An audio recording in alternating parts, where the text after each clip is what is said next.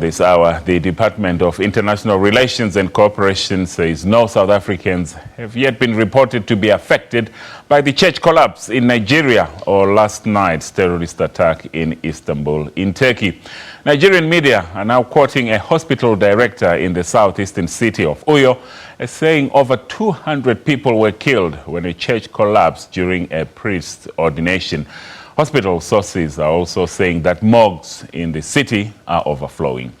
The church was reportedly still under construction and workers were rushing to complete it for Saturday's ordination.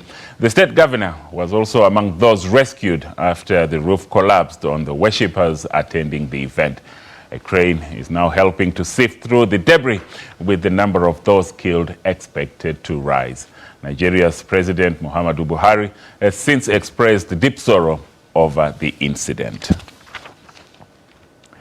And our correspondent now, Sophia Adengo, is in Abuja in Nigeria, from where she now joins us on the line. Sophia, good to talk to you. There are at this stage conflicting reports on the death toll, some saying 160 and others saying 200 and even more. What have you yourself managed to establish there?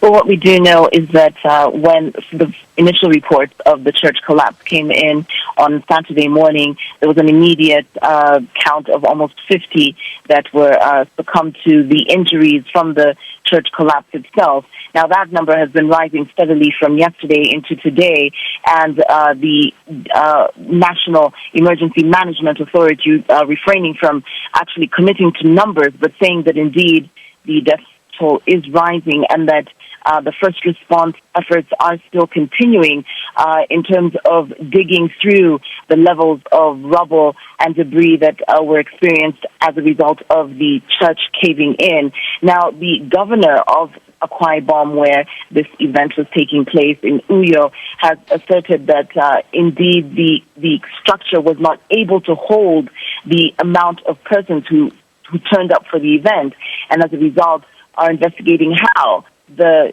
congregants or the worshippers were allowed, nevertheless, onto these half-constructed structures to still attend the event. And there are reports, Sophia, that the hospital morgues are overflowing. But how are the hospitals themselves also coping just with the sheer numbers of those that have been injured?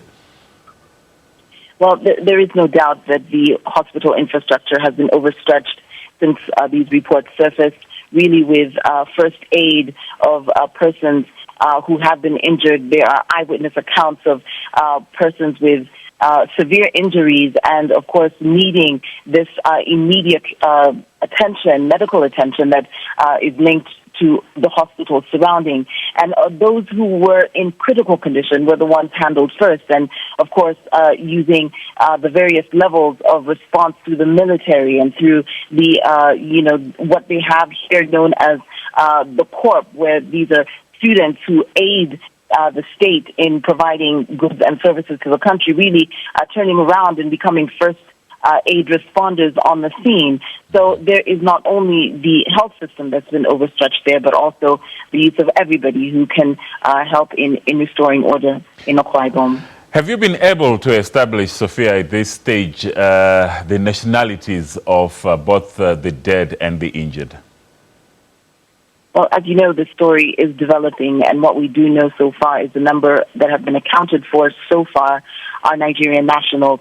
Of course, that does not rule out the possibility of other nationals, being part of the event and, of course, succumbing to some of these injuries. But what we do know so far is that the large majority are indeed indigenous people of Akwa Ibom and Uyo. Mm-hmm. And is it clear what could or what may have caused the collapse of the church roof, and has anyone been held accountable yet? Well, as you know, investigations are still continuing and really trying to ascertain what caused the collapse of the church. On a whole, it is generally understood that this church was still very much under construction, and there seemed to be a rush job to be able to have this consecration of the bishop on Saturday and have as many attend. And it is this compromised structure that came down along with the people and trying to figure out who's responsible is the next step in understanding the tragedy that happened in Uyo. And you will remember, Sophia, that in 2014, there were scores of people, including, of course, South Africans, that were killed after that church hostel collapse belonging to TV evangelist TB Joshua. That was in Lagos. What are people there in Nigeria saying, and of course the authorities, about these church collapses that are now appearing to be frequent? Well, as you know, with the number of worshippers in any denomination, it is very difficult to count the numbers. It's an open call for persons to come and partake in what the particular faith activity is. And therefore, one has a difficult task in limiting the numbers and who is behind, such an act in terms of allowing persons onto a structure that may not be able to hold them. In the case of TB Joshua, he, as an individual and as a business owner, has had to face the justice system and really providing answers as to how it was allowed that persons were allowed onto his property and therefore the collapse occurred. In the case of Akwa Ibom, it is still the same premise.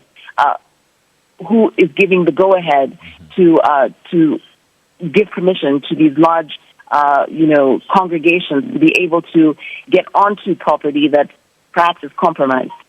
Thank you so much. That was our correspondent there, Sophia Adengo, speaking to us live from Abuja in Nigeria. In the meantime, Turkey says